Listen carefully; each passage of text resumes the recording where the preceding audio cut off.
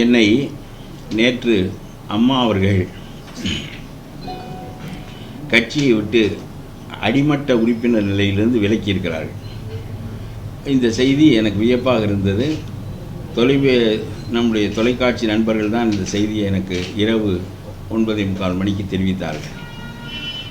ஆனால் அப்படி விளக்கப்படுகின்ற அளவிற்கு நான் பெருந்தவறுகள் செய்ததாக கருதவில்லை. ஆனால் எனக்கும் அம்மாவுக்கும் இடையே இருக்கிற ஒரு சின்ன இடைவெளி என்பது, ஜனநாயகத்தில் எந்த ஒன்றும் வெளிப்படையாக விவாதிக்கப்பட வேண்டும் என்று கருதுகின்றவன் நான். அப்படி வளர்ந்தவன் நான். என்னுடைய முதல் தலைவர் காமராஜ் 25 வயதில் அந்த நிலையில் வளர்ந்தவன் நான். அதனால் ஏற்பட்ட வேறுபாடுகளின் காரணமாக என்னை நீக்கிவிட்டார்களே தவிர நான் செய்த குறை ஒன்றுமில்லை. இன்றைக்கும் அம்மாவின் மீது எனக்கு மதிப்பில்லை என்றெல்லாம் சொல்ல முடியாது. ஆனால் ஒன்று சொல்லுகிறேன், அம்மா என்னை நீக்கிவிட்டார்கள். என்னிடம் காரணம் கேட்கவில்லை. துக்ளக் விழாவில் நான் பேசிய பேச்சு அம்மாவுக்கு போய் அம்மா விரும்பவில்லை என்று சொல்கிறார்கள். துக்ளக் விழாவில் பொதுவான இன்றைய அரசியலை பற்றி தான் நான் பேசினேன். இந்த அதிகார வர்க்கம் என்ன செய்திருக்க வேண்டும்? எல்லா கையெழுத்து போடுகிற அதிகாரமும் எல்லாம் செய்கிற அதிகாரமும் அதிகார வர்க்கத்துக்கு தான் உண்டு. மந்திரிகள் தீர்மானம் மட்டுமே செய்யலாம். ஆனால் இந்த தீர்மானம் செய்கின்றவர்கள் இவ்வளவு ஊழல் செய்ய முடிவதற்கு காரணம் அதிகார வர்க்கத்தை இவர்கள் கையில் எடுத்துக் கொண்டு விட்டார்கள். அதிகார வர்க்கத்துக்கும் இந்த ருசியை காட்டிவிட்டார்கள். உனக்கு கொஞ்சம் எனக்கு கொஞ்சம் வா. கவுன்சிலரும் சாக்கடை ஏயும் கூட்டு, மந்திரியும் தலைமைச் செயலக IAS அதிகாரியும் கூட்டு, எல்லாம் கூட்டு. அதை எந்த ஒன்றும் எதுவும் அவர்களை பார்க்காமல் நடக்காது. இல்லாவிட்டால் எப்படி செய்ய முடியும்? இத்தனை 1000 கோடி எப்படி அடிக்க முடியும்? அதிகார வர்க்கம் மட்டும் ஒத்துழைக்காவிட்டால் ஒரணா கூட அடிக்க முடியாது. ஆனால் இன்றைய அரசியலினுடைய கேடு தொடங்கி வெகு காலமாகிவிட்டது என்று சொன்னாலும் இன்றைய அரசியல் மிக நன்றாக இல்லை என்கின்ற கருத்து எனக்கு திண்ணமாக இருக்கிறது. நான் ஆளுங்கட்சி உறுப்பினராக 5 ஆண்டுகள் உள்ளே இருந்து பார்த்த காரணத்தினால் அரசு எப்படி செயல்படுகிறது என்கின்ற முறைகளை நான் அறிந்திருக்கிறேன். ஆகவே நான் பொதுவாக பேசுகின்ற பேச்சுக்கள் அவர்களுக்கு வருத்தத்தை ஏற்படுத்தி இருக்கக்கூடும் என்று நான் கருதுகிறேன். ஆகவே அவர்கள் என்னை நீக்கிவிட்டார்கள். நீக்கிய பிறகு நான் போய் அம்மாவிடம் சமாதானம் செய்து கொள்வது என்பது இயலக்கூடியதில்லை. என்ன காரணம் என்றால், அவர்கள் கட்சி நடத்துகின்ற பாங்கு வேறு, நான் வளர்ந்த பாங்கு வேறு. எதிர்க்கட்சியாக அம்மா இருந்த காலத்தில் பல முறை நான் அம்மாவை விருப்பப்பட்டு சந்தித்திருக்கிறேன். அம்மா என்னை பல முறை தன்னுடைய செயலாளரை விட்டு கூப்பிட்டு அனுப்பி என்னோடு பல செய்திகளை பேசியிருக்கிறார்கள். அப்பொழுது எனக்கு இத்தகைய நெருக்கடிகள் இந்த கட்சியில் உண்டு என்பதை நான் அப்பொழுது அறிந்ததில்லை. என்னை பல கட்டுரைகள் எழுத சொல்வார்கள், பல செய்திகளை பேசச் சொல்வார்கள். இப்படிப்பட்ட ஒரு நல்ல நிலை சென்ற 5 ஆண்டு காலம் எதிர்க்கட்சியாக இருந்தபோது இருந்தது.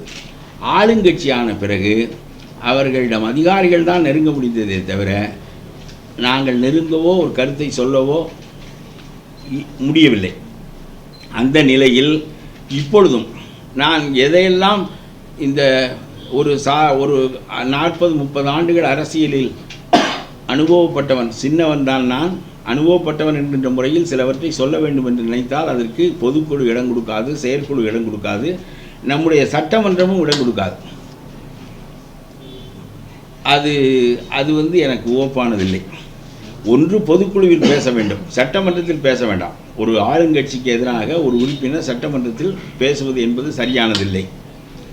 நம்முடைய அமெரிக்க குடியாட்சி முறை இல்லை இது. ஆனால் சட்டமன்றத்தில் பேச முடியாது என்கின்ற நிலையில் பொதுக்குழுவில் பேச வேண்டும், பொதுக்குழுவில் பேச முடியாது என்கிற நிலையில் செயற்குழுவில் பேச வேண்டும். இது மூன்றிலும் பேச முடியாது என்கிற நிலையில் அம்மாவை தனியாகவாவது சந்தித்து நம்முடைய கருத்துக்களை முன்வைப்பதற்கு நமக்கு அனுமதி இருக்க வேண்டும். அது எதுவும் இல்லை என்கின்ற நிலையில்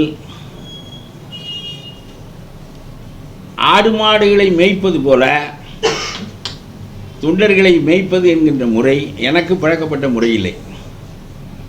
ஆகவே அம்மா விலக்கியதை நான் அம்மாவின் மீது மிக மதிப்போடு அந்த விலக்கலை நான் ஏற்றுக்கொள்கிறேன். அவர்கள் என்னை விலக்கியதை நான் மனப்பூர்வமாக ஏற்றுக்கொள்கிறேன். அதற்கு எதிர்வினையாக நான் என்னுடைய எம்எல்ஏ பதவியை ராஜினாமா செய்கிறேன்.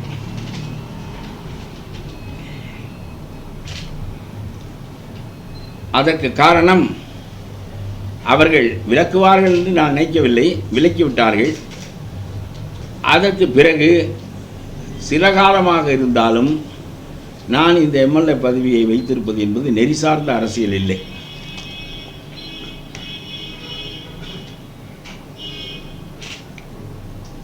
இந்த எம்எல்ஏ பதவிக்கு நான் வருவதற்கு அம்மா தான் காரணம். ஏனென்றால் தேர்தலுக்கு 6 மாதத்திற்கு முன்னாலேயே என்னிடம் மிகவும் அன்போடு நீங்கள் எம்எல்ஏ ஆக வேண்டியவர் என்று சொல்லி என்னை துறைமுகத்தில் நிறுத்தினார்கள். 6 மாதத்திற்கு முன்னாலேயே முடிவு செய்யப்பட்ட ஒன்று. ஆகவே அதற்கு விசுவாசம் வேண்டாமா என்கின்ற கேள்விகளெல்லாம் என்னுடைய அறிவு நிலைக்கு பொருத்தமானதில்லை. ஏனென்றால் we are here to answer the people, to serve the people. அது எல்லாருமாக சேர்ந்து ஒரு கட்சி அமைப்பில் இருக்கிறோம். அவர்கள் தலைமையில் இருக்கிறார்கள், வலிமையாக இருக்கிறார்கள். அவர்கள்தான் நான் துறைமுகத்தில் நிற்பதற்கும் வெற்றி பெறுவதற்கும் காரணமாக இருந்தவர்கள். அம்மாவும் அதிமுக தொண்டர்களும் சேர்ந்துதான் என்னை சட்டமன்ற உறுப்பினர்களாக ஆக்கினார்கள். ஆனால் சட்டமன்ற உறுப்பினராக ஆனது என்பது கௌரவத்தை பெறுவதற்காக அல்ல. நமக்கு பின்னால் 4 பேர் வர வேண்டும் என்பதற்காக அல்ல. 4 கான்ட்ராக்டர் நம்முடைய வீட்டு வாசலில் நிற்க வேண்டும் என்பதற்காக அல்ல. நாம் எதை எதிர்க்கட்சியாக இருந்து போராடி செத்து நாம் செயல்படுத்த நினைக்கின்றோமோ அதை ஆளுங்கட்சியாக எளிதில் நிறைவேற்றலாம் என்பதற்காகத்தான் நாம் சட்டமன்றத்திற்கு போக நினைக்கிறோம். நான் ஒரு போராட்டத்தில் 19 நாள் குடிநீர் போராட்டத்தில் 19 நாள் உண்ணாவிரதம் இருந்தேன். சங்கரலிங்க நாடாருக்கு பிறகு நீண்ட நாள் உண்ணாவிரதம் இருந்து சாவின் விளிம்பு வரையிலும் போய் மீண்டு அந்த சிக்கல் முடிந்து காரைக்குடியில் என்னை குடிநீர் காவலர் என்று அழைப்பார்கள். அது ஒரு பக்கம் இருக்கட்டும். ஆனால் ஒரு எதிர்க்கட்சி நிலையில் உண்ணாவிரதம் இருந்து போராடுவதை எளிதாக ஆளுங்கட்சியாக இருந்து நிறைவேற்ற முடியும் என்கின்ற நிலையில் சட்டமன்ற உறுப்பினராக விரும்பியது அந்த அடிப்படையில் தான். ஆனால் அதை செய்ய முடியவில்லை என்கின்ற நிலையில் பல முறை ராஜினாமா செய்து விடுவதை பற்றி நான் ஏற்கனவே யோசித்திருக்கிறேன். ஆனால் அது இப்படியே தள்ளிக்கொண்டே வந்தது. அம்மாவிடம் பல சமயம் எப்படியாவது ஒரு முறை பேச வேண்டும் என்றெல்லாம் விரும்பினேன், நடக்கவில்லை. அது ஒரு பக்கம் இருக்கட்டும். ஆகவே இப்பொழுது நான் என்னுடைய பதவியை ராஜினாமா செய்கிறேன். நெறி சார்ந்த அரசியல் அதுதான் என்கின்ற முறையில், அந்த வகையில் ஆன்டி டிஃபெக்ஷன் லா நம்முடைய நாட்டில் இருக்கிறது, கட்சி தாவல் தடை சட்டம். அது ஒரு துருப்பிடித்த செல்லுபடியாகாத சட்டம். இந்த சட்டம் கொண்டு வரப்பட்டு நாட்டிலே ஆளுங்கட்சி விரும்பினால் அந்த சட்டம் கூர்மையடையும், ஆளுங்கட்சி விரும்பாவிட்டால் அந்த சட்டம் வழங்கி போய்விடும். இப்பொழுது தமிழ்நாடு சட்டமன்றத்திலேயே பல பேர் கட்சி தாவி இருக்கிறார்கள். அவர்களின் மீது ஏன் நடவடிக்கை இல்லை என்றால் ஆளுங்கட்சி விரும்பவில்லை. ஆகவே ஆளுங்கட்சி அவர்களின் மீது நடவடிக்கை எடுக்கதை விரும்பவில்லை. ஆகவே அந்த சட்டம் கூர்மையடையவில்லை. ஆகவே சட்டம் என்பது சட்டமாக இருக்க வேண்டுமே தவிர ஒரு கட்சியினுடைய விருப்பத்திற்கோ தனி மனிதர்களின் விருப்பத்திற்கோ ஏற்ப இருக்கக்கூடாது. ஆகவே அந்த கட்சி தாவியவர்கள் யார் என்று உங்களுக்கு தெரியும், அங்கே இருக்கிறார்கள். ஆனால் அது முக்கியமில்லை. நான் ராஜாஜி அந்த காலத்தில் சொன்னார், ஆன்டி டிஃபெக்ஷன் லா வெற்றி பெறாது, ஆனால் மனித மனத்தில் ஒழுங்கு வேண்டும். ஒரு கட்சியிலிருந்து வெற்றி பெற்றவன் அந்த கட்சியை விட்டு வெளியேறும்போது அந்த பதவியை ராஜினாமா செய்துவிட்டு போகின்ற ஒழுக்க மனநிலையை நாட்டில் உண்டாக்க வேண்டும் என்று ராஜாஜி சொன்னார். ஆகவே என்னை எப்பொழுது அந்த கட்சியிலிருந்து நீக்கிவிட்டார்களோ நான் முதல் முறையாக நேற்று இரவு என்னுடைய காரில் இருந்த கொடியை எடுத்து விட்டேன். ஏனென்றால் அந்த கட்சிகள் இனிமேல் அந்த கொடியை பயன்படுத்துவதற்கோ நான் அதை செய்வதற்கோ எனக்கு உரிமை இல்லை ஒன்று. ஆனால் அந்த நிலையில் நான் ராஜினாமா செய்ய விரும்பினேன். அம்மா என்னை வெளியே போய் என்று சொன்னார்கள்.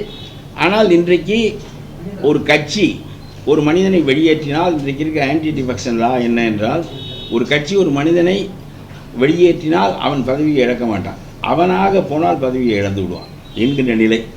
ஆனால் அது ஒழுக்கமான அரசியல் இல்லை. ஆகவே அந்த வகையில் நான் என்னுடைய பதவியை ராஜினாமா செய்து விட்டேன். இதை பேரவைத் தலைவருக்கு எழுதியதனுடைய நகல் இது.